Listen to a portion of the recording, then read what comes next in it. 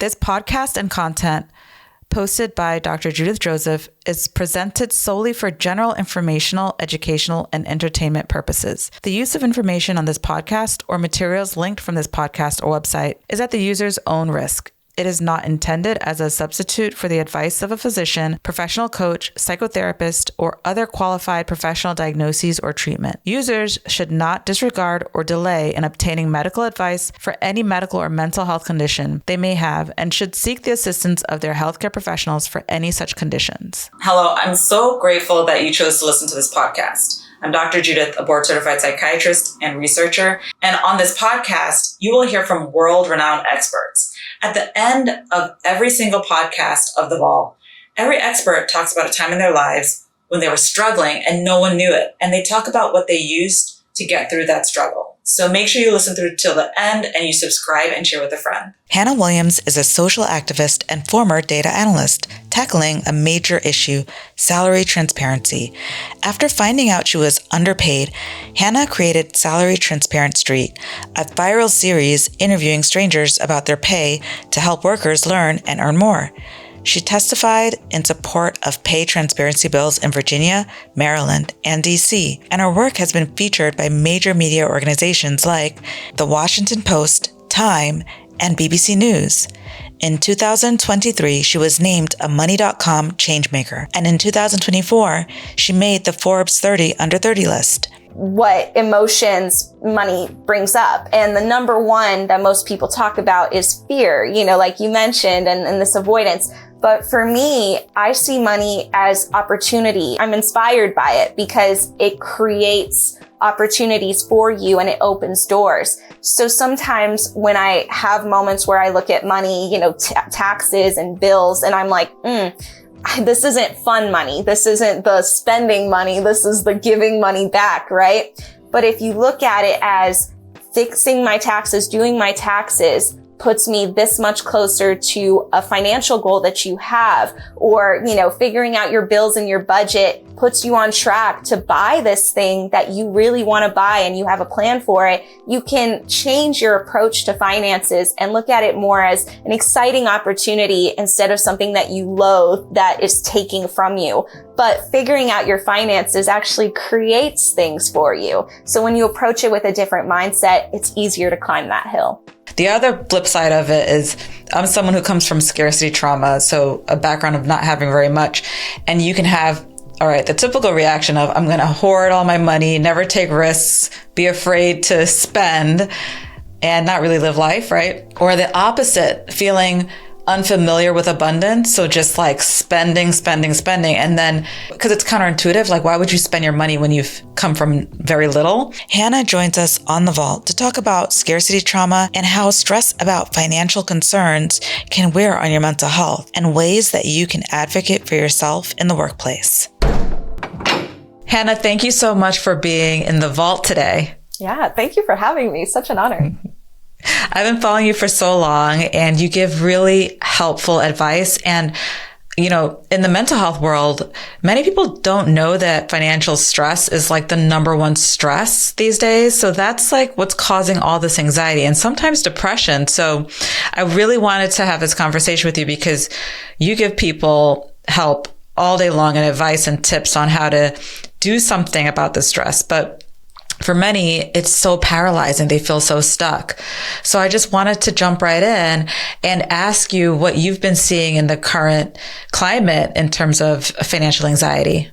Oh, it's anxious. That's so accurate. There's a lot of anxiety out there, especially around pay. Not so much, budgets and such. I think people are figuring out how to have a relationship with their money, but they're stuck with their money, and trying to earn more, especially in this economy. It feels like everybody is underpaid and the goalpost keeps moving for what a good pay is. Like I remember 10 years ago, making 100K was rich. And now if you make 100K in most places, you're still living paycheck to paycheck. So it's a lot of anxiety out there.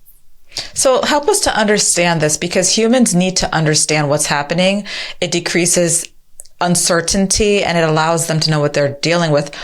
Why is this happening? What's with this like dramatic shift in terms of why it's so difficult to get by on what is considered or used to be considered like a good paycheck.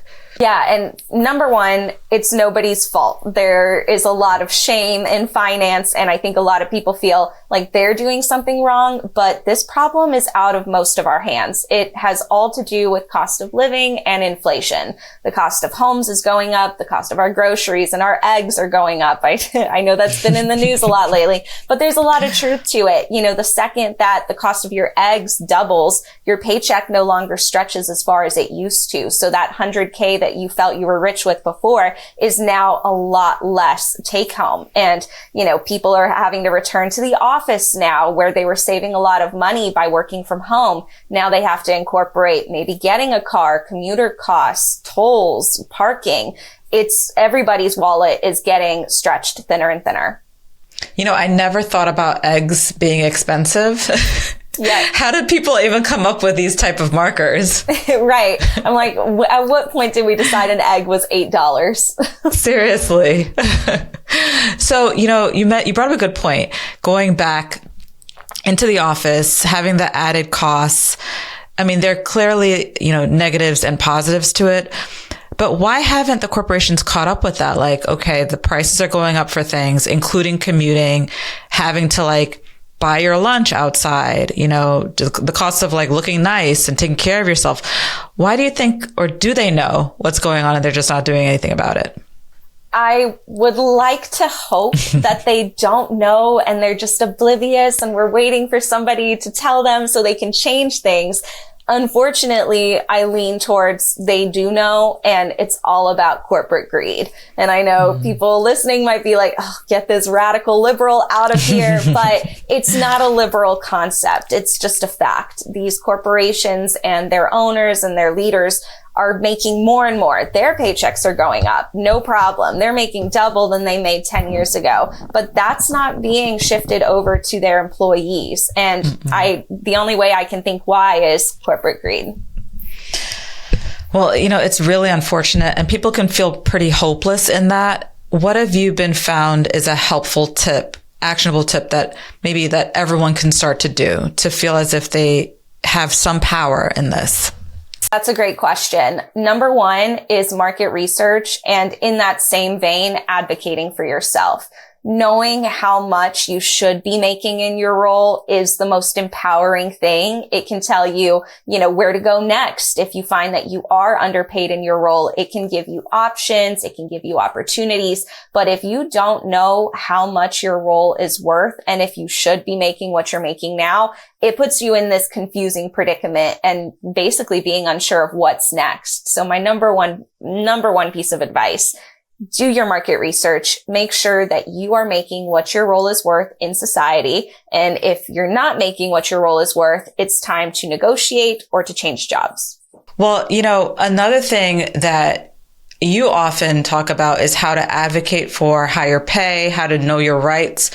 I don't know about you, but I have all these degrees. And when I look at some of these legal things, I'm just like, you know, how do you even start? Like, how do you make sense of these really complex documents, which I hope they're not complicated on purpose to confuse people so that, you know, they can't access things. But similar to taxes, you know, I think there are barriers. And if people are already feeling burnt out, they're trying to like get by, they're trying to take care of their families.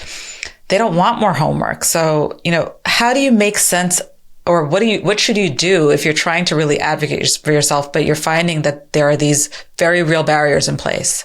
Yeah. Number one, shame game. There is no shame in this. And there is a lot of truth to that. It's like taxes. Laws and legal speak is complicated on purpose because they don't want people being empowered. So if you're looking at a legal document or the law and it's not making sense to you, if you do not have a law degree, then you should feel no shame in that. And my next step is go get advice, you know, go get somebody who can try to break it down for you. Maybe you have somebody in your network who has some legal background if you're having trouble understanding it, or the internet is the best resource. There are so many really good creators out there who are breaking down what these laws mean. One of my favorites is Attorney Ryan. There's also Attorney Martinez, fantastic voices out there who are breaking down legal speak in a way that we can all understand. So try to find those people.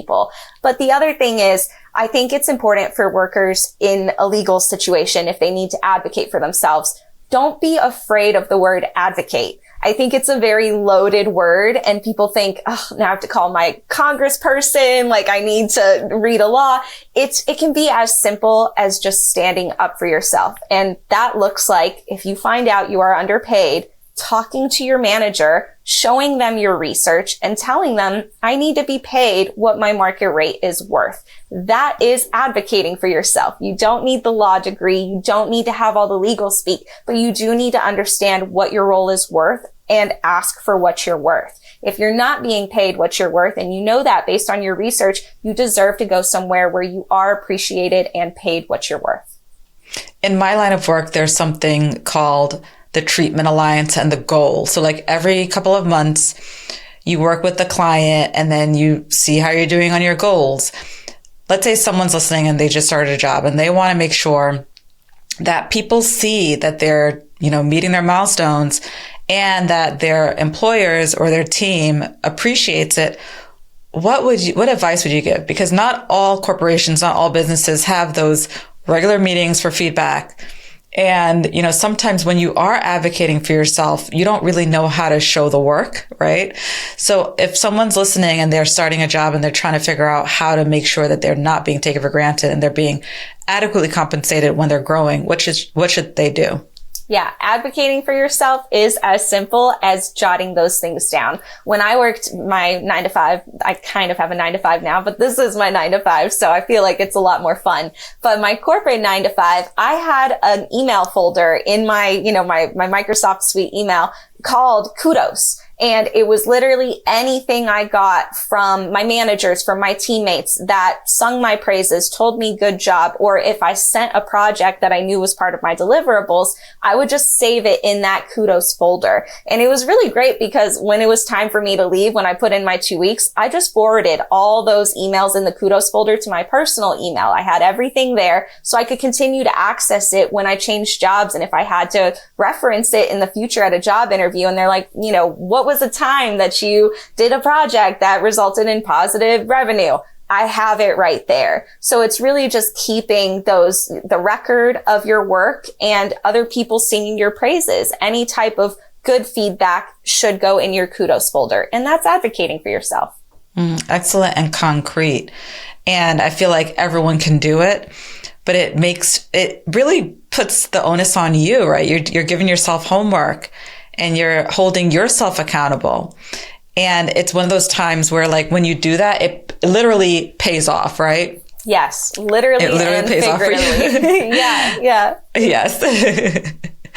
One of the things that I see in my practice is people having a lot of like avoidance, like when you're anxious about something, many people just avoid it. So they don't open their bills. They don't want to deal with it, right? They don't really want to look at their taxes. They put it off until the last minute.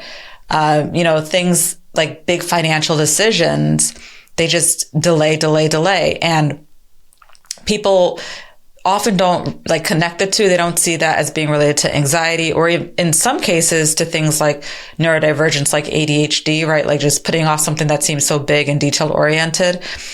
What are some really practical ways that people who, let's say, have anxiety and avoid, or who are neurodivergent and procrastinate, what can they do to make sure that they're staying on top of their taxes so that, it's not a vicious cycle? Yeah. 2 pieces of advice here. One is more psychological and one is very concrete and practical.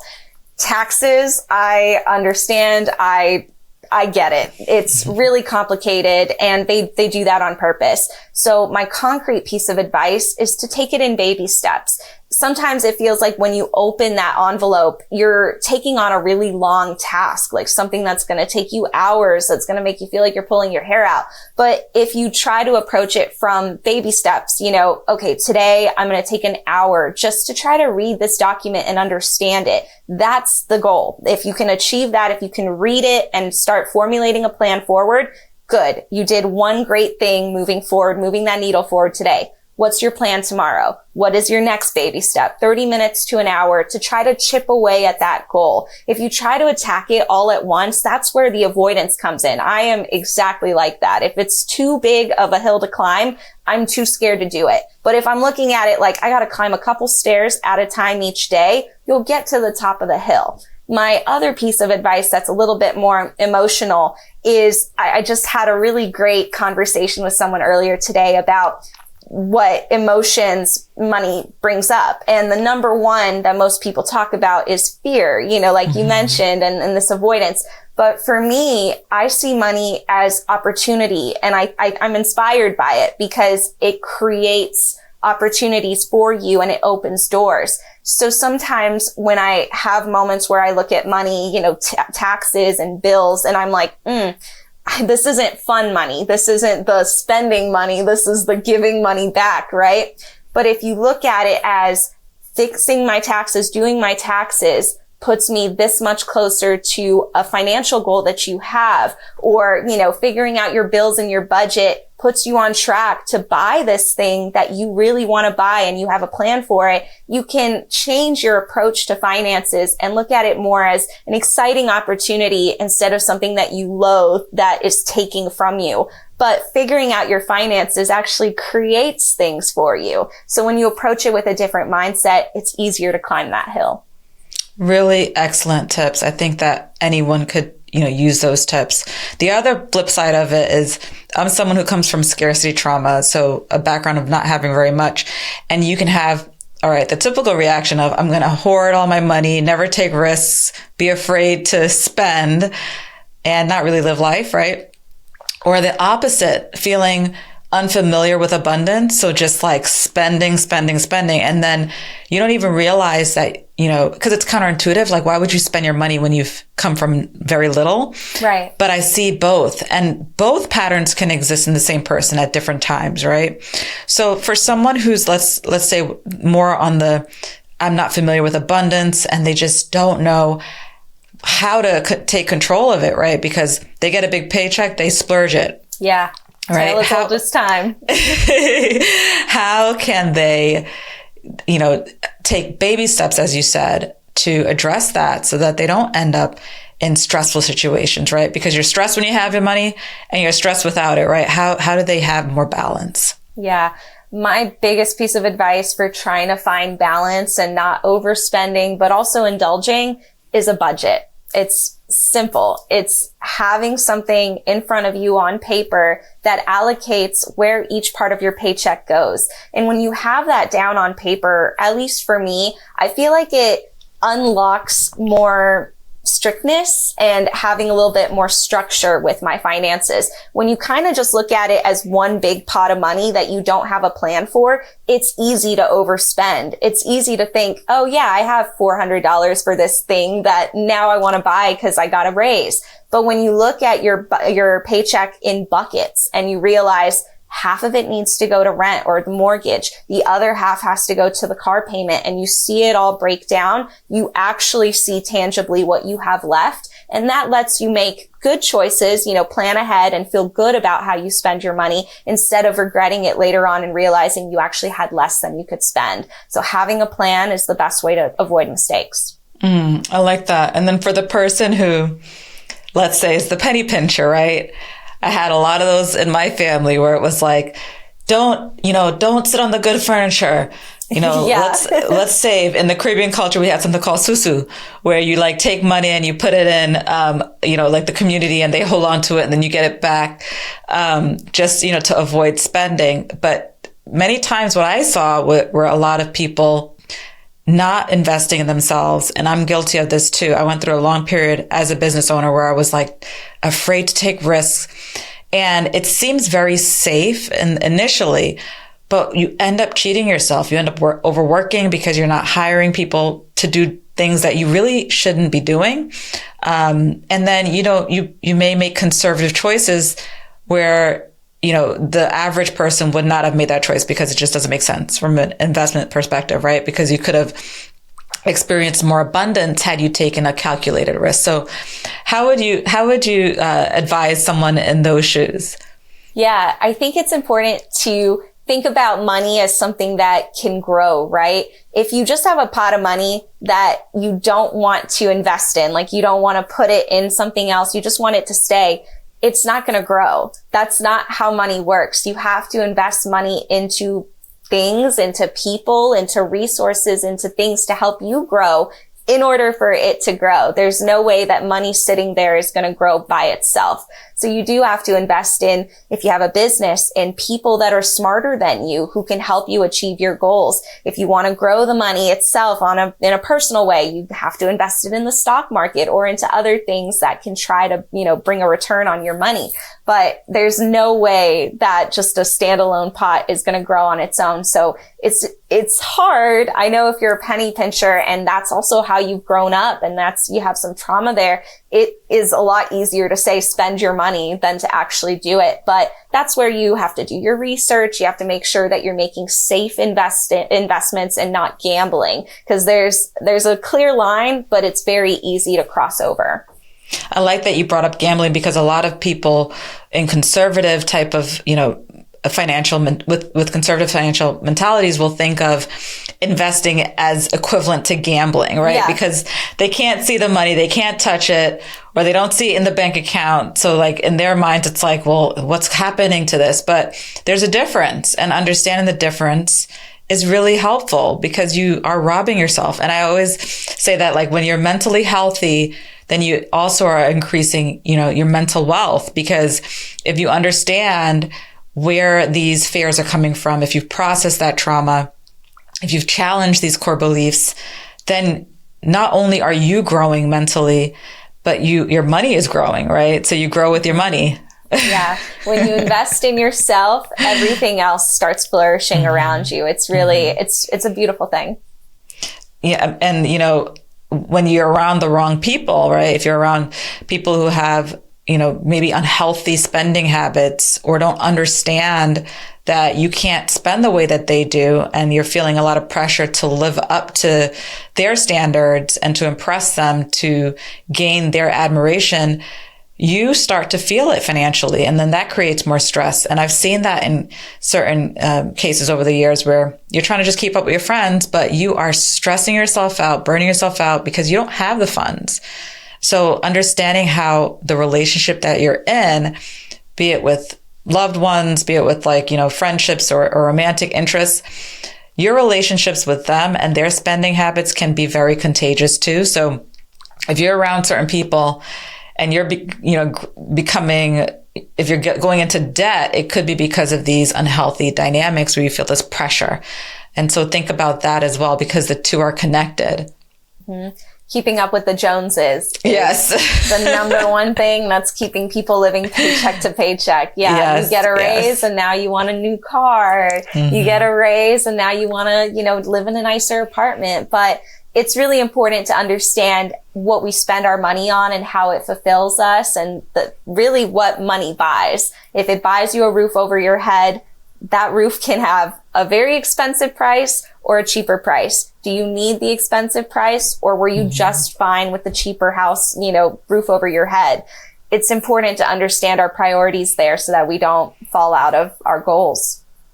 And it's so true that, like, if an area of weakness is finances for you, right? You should learn about it. You should try to get as much information. If you were diagnosed with anxiety and you really wanted to get better, you would learn about anxiety. You would eat the right foods, you'd get the right support, avoid certain things that worsen anxiety. But for some reason, when it comes to money, we just feel like we're not supposed to be good at it, right? Like somebody else will figure that out. But it's the same, like our financial health is tied to our physical and mental health. So we should try to be curious and learn about it. So what are, if you could give 3 simple tips based on the changing economy that most people make the biggest mistakes when it comes to money, but you're like, everybody should do this. It's so simple. Mm-hmm. If you only knew you would be saving that money. Number 1, negotiate. People do not negotiate enough. And I would have said number 1 would be market research, but I feel like everybody should be doing that. So that might be number 1 if you aren't, but definitely do your market research, figure out how much you should be making, and then negotiate either at a new job or your current job. But you need to make sure that you're well compensated, because that's where your money comes in. You need to make sure that that is solid, that you're earning what you're worth, and then you figure out what to do with the money. So once you know that you're well compensated, you've done the negotiations, then you need to tackle the budget. Figure out where your money is going. It doesn't have to be complicated. You can put it in an Excel spreadsheet. You can write it down on paper. It doesn't take, college calculus. It's just simple math, subtractions, additions. Where's your money coming out, and what's it going to, and what are you going to do with the rest of it?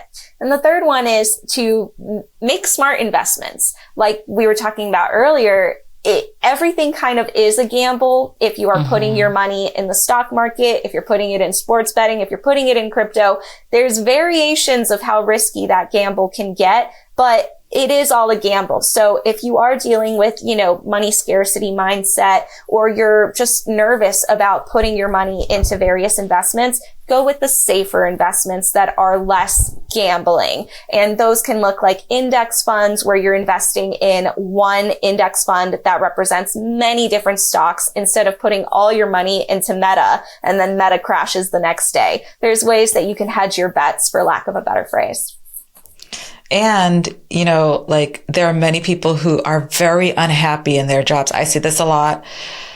So, I see the flip side, people who are leaving jobs at high rates, and there's a lot of turnover, and then people who are too afraid to leave their jobs because they're just, they can't handle the economic uncertainty.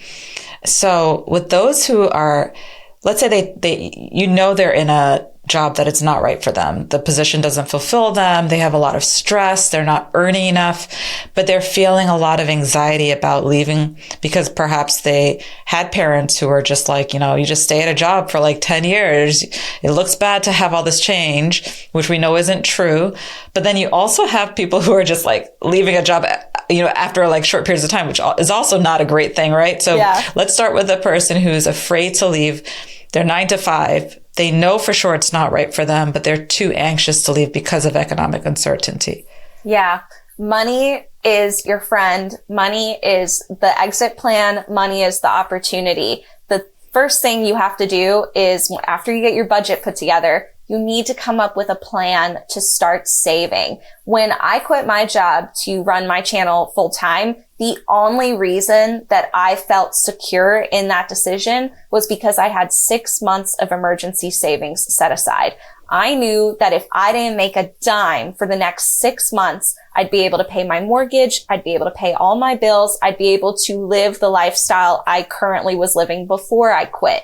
Not having that savings set aside, I would have been stressed 1,000 times more than those 6 months went for me. And, that stress cultivates itself in so many different ways. It'll impact your physical, it'll impact your mental, it'll impact your decisions and your relationships. So if you are thinking about quitting your job, you're very unhappy where you're at, so many people are in that boat. It's okay to not be happy with your job. That's the number one thing that I tell people. When we go to college, we are taught everything that we think we need for our careers, but careers are not just information and skills. Your career also needs to match who you are. If you're an extrovert, if you're an introvert, if you're a team player, or if you work better individually. And those aren't things that we learn in college. We just learn the hard skills, but not the soft skills. So if you feel like you made the wrong decision, don't beat yourself up about it. A lot of us had no way of testing these careers before we got into them. So we're removing the shame. We're removing the stigma. But also you need to start creating opportunities for yourself by saving. Yeah, that's really great advice, because when you are stressed, you don't make great decisions. And the research shows that you make poor decisions. About just about everything. You make impulsive decisions, you eat poorly, right? You eat foods that are high in sugar and processed foods, which ultimately worsens your inflammation and worsens your stress.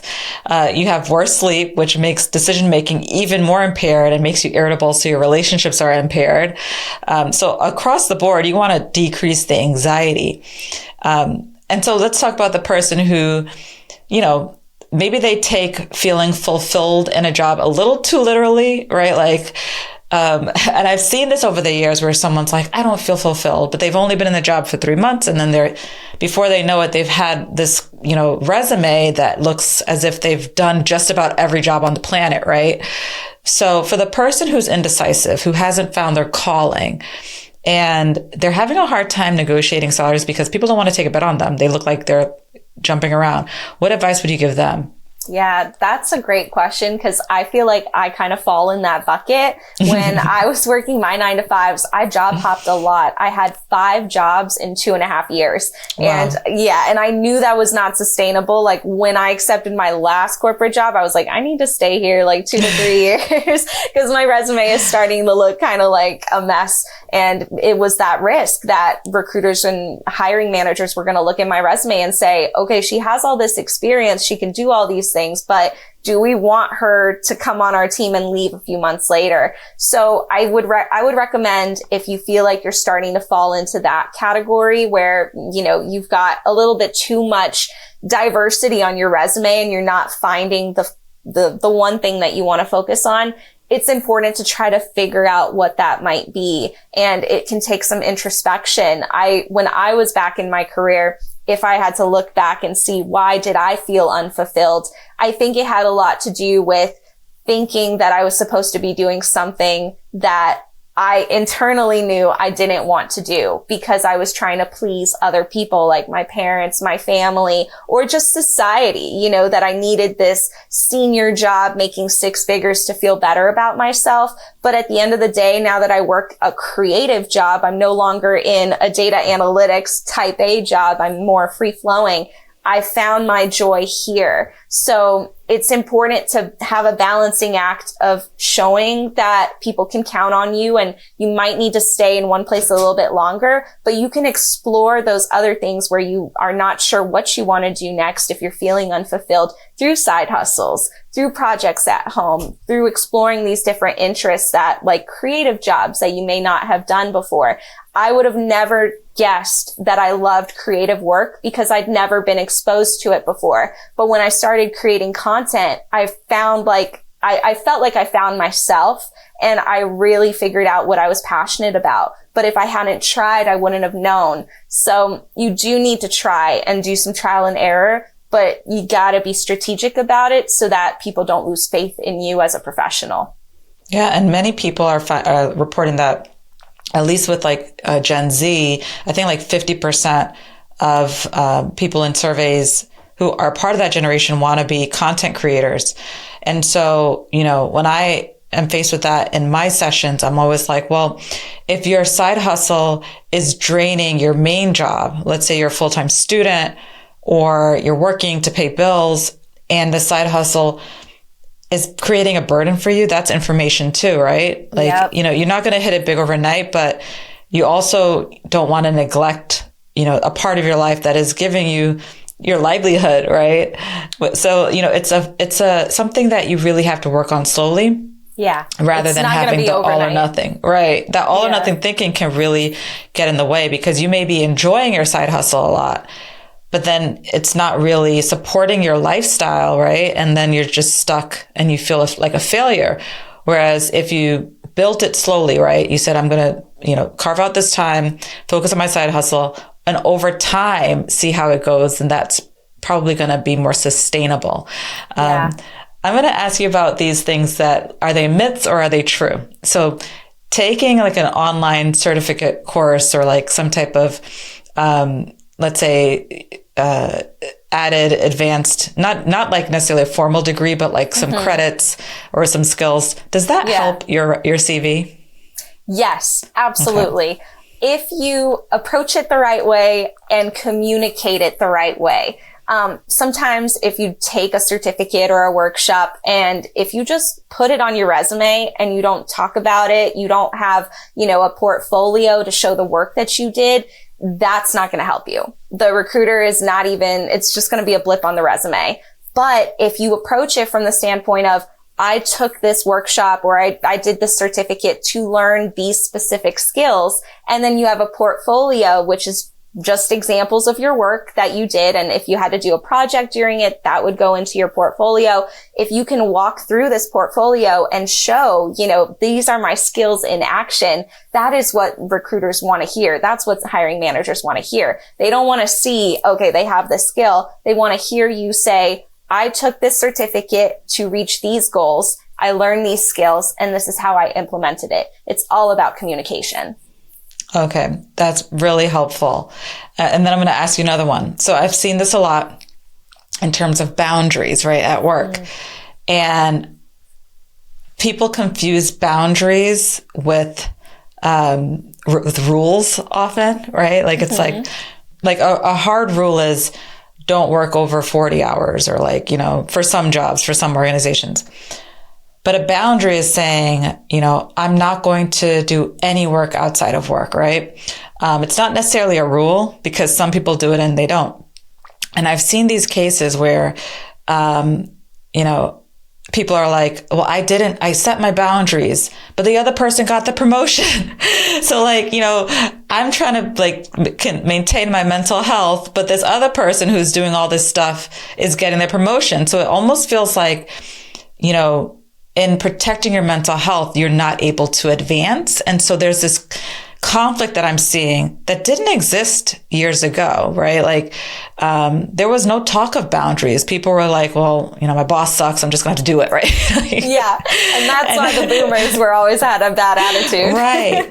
But then what I'm finding is that a lot of people are complaining that well, I'm listening to the advice that I'm reading, I'm taking care of my mental health, but then my peers who are basically getting brownie points, right, are getting the raises and they're getting the accolades. So what should I do? So, I wonder if you're hearing that as well. Yes, definitely. I've seen conversations online of people saying, I don't want to go to the happy hour after work. I want to go home. But the people that go to the happy hour are the ones that advance in the company. They're the ones that get the promotion.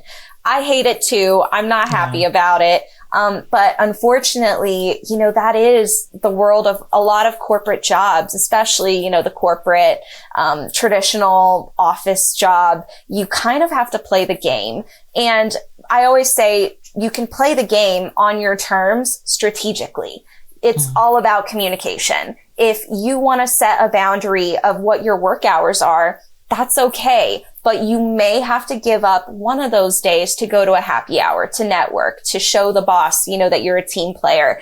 I'm not saying it's right. I'm not on the company's side, but that is the reality because we do have a lot of managers and leaders in these companies that have operated along this mindset, that it's our rules, you're playing our game. And so I think over time, as we have more older generations getting out of the workforce and younger generations coming in that are really strict about boundaries, I'm hoping, fingers crossed, that will ease up, and that there will be more emphasis placed on the work-life balance and the mental health of it all.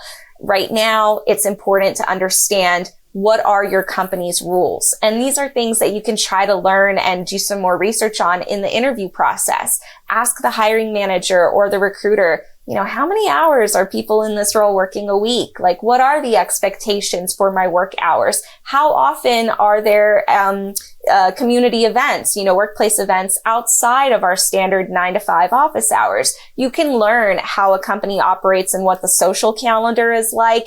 And if that's not a good fit for you, there might be a better company out there that is a better fit for you. But it's kind of tough if you know what those expectations are coming in and you try to put those strict boundaries and you're not seeing the advancement you're hoping for, sometimes the answer is looking you right in the face. But you can have balance. You can, and you can always ask ahead of time, but it's so true. There's culture of a job and then there are rules. And sometimes you got to play with the culture. I think that's one of the benefits of having women in the workplace is that you have people who have kids and they want to go home. And I know in my lab, nobody stays past 5. You cannot. It's a rule because it's important to be happy, right? Yeah. And, the other thing that I wanted to ask you about was the CVs, resumes are often false, right? Like you read a resume, you're like, wow, this person is great. And then you meet them and like, what happened here? That's the Tinder profile. The J is the job. So let's trust that people are in the right place and they're being honest. What's something that you think sets one resume apart from another? Like something that's special that really allows you to shine? Mm-hmm. I hate a cover letter. Like I hate it. I hate writing it. But it's true that the difference between, a good resume cover letter combination and a bad one is that context that you can back up the decisions that show your career path. You can say like, yeah, I went to this school and I studied this and then I had this job. Or you can say, growing up, this was my passion and this is why I wanted to go to school to study it. And when I got out of school, I got this internship at this company because it aligned with these core values that I have. Tell a story. Your resume is supposed to tell who you are. It's not going to be those boring points that they're just going to blip over. Tell a story with your resume. And if you're able to communicate that, and you don't have to write, paragraphs, you could write a sentence or two to explain, why did you go there? Why did you leave? Tell the story of who you are. And that makes you way more interesting to the hiring manager because it makes you a person and not just a piece of paper. I love that. I always ask my experts to tell me about a time in their lives when they were struggling on the inside, but on the outside, everything seemed so put together. People were like, you're doing so many amazing things. Like they had no idea that you were struggling. And how did you get through it? Yeah. Last year, a lot of people would see me on the internet and not know at all that I was going through it last year. I was going through, issues with my mental health. I gained a lot of weight. You could see it physically in my appearance and you couldn't see it mentally, but I felt it. And, when you see people on the internet who are always smiling because it's your job to show up, and just convey the mission and the message that you've always done without letting people in on the personal, it can be very tough. But getting through it is all about community. It's about the people that you surround yourself with. In my personal life, I have an amazing husband, an amazing partner who I'm very lucky to have in my corner, relying on their support, him and my parents, my family, and my loved ones is how I got through it, but also therapy. I finally, decided to get some help, and that goes back to money as well. I've struggled with my mental health for as long as I can remember. But I, was a little bit too proud when I was younger. And I also didn't have the finances to try to get the help.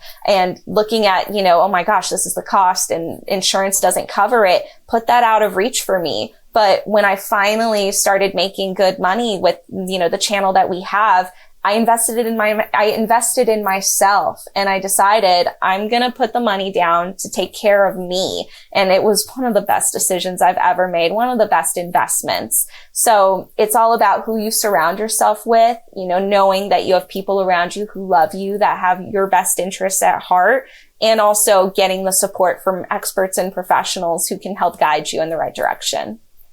Thank you for sharing your story and for being vulnerable. I think a lot of people have that same conflict, that inner conflict, like it's so expensive. Therapy is so expensive. I could use this money to pay a bill, but it is the best investment that you can make in yourself because it will impact your physical health, your finances, everything. Because if you're not mentally well, it's hard to thrive elsewhere. Thank you so much for being on The Vault. Where can we follow you and find you? Oh, thank you so much for having me. If you want to follow Salary Transparency, we are on TikTok, Instagram, Facebook, LinkedIn, YouTube, you name it. We're on all the social platforms. And my Instagram is @thatmoneystreetgirl if you want to hear about me more personally. Oh, well, thank you so much for giving us these nuggets. I think they're going to help so many people. Hopefully. Thank you for listening to this podcast.